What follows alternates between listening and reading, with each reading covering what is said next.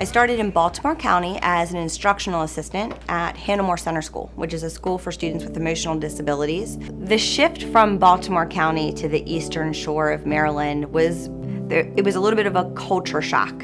It really brought to the forefront for me how dangerous it can be if you're not purposefully and intentionally making spaces for all cultures and ethnicities. They can get lost. They can become easily, those perspectives can be possibly marginalized.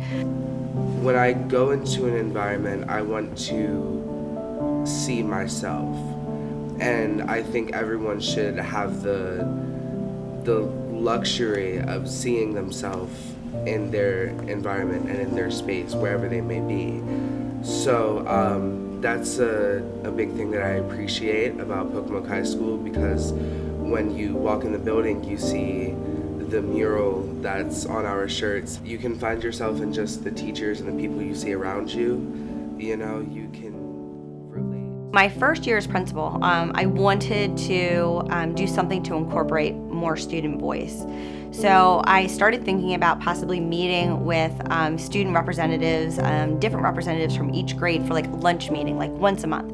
So they could come to me with ideas, what they were seeing, what they were hearing. And then I had a student who was a senior, and she came to me talking about the same thing. Like, she was like, well, what if you were like one of the facilitators? Students would really be able to see that you were invested. And I was like, that's great. I would love to be the facilitator of the student group. And what should we call it? We didn't know.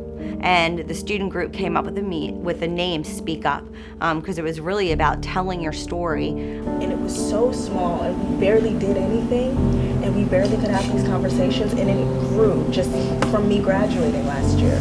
The difference from my freshman year to my senior year, seeing what Speak Up has done and seeing how in the midst of COVID, all of these things going on, especially politically, seeing how it's been such a safe space for people like everyone in this room is more than enough to let me know that it is in good hands now that I've left.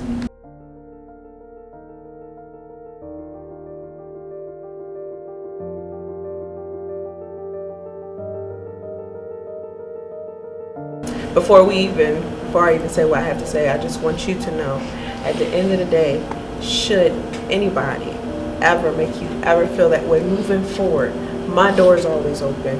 One thing that we're good at rising them to the occasion to make them understand that you matter. So I just want you to know that, and you are so strong and so beautiful and so intelligent, and don't ever forget that.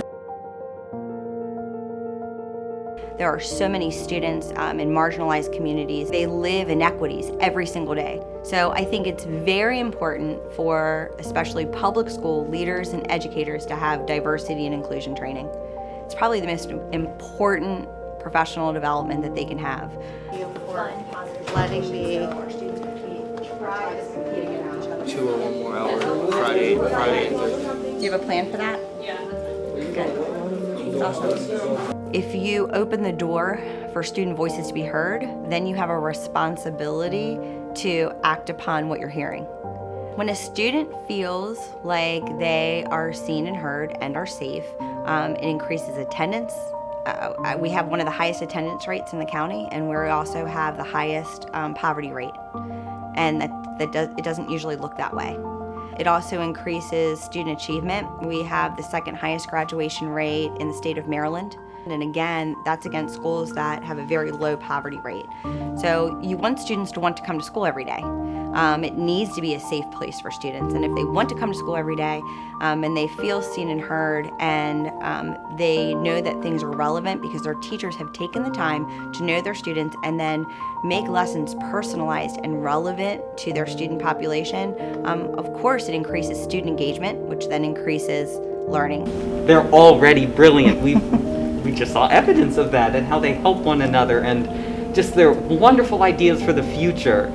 Our jobs as educators and preparing them for the future is just doing what we can to give them those resources so they can use it and change the world. It's why I'm there and Speak Up, to listen to them and to help make the future, because they are the future.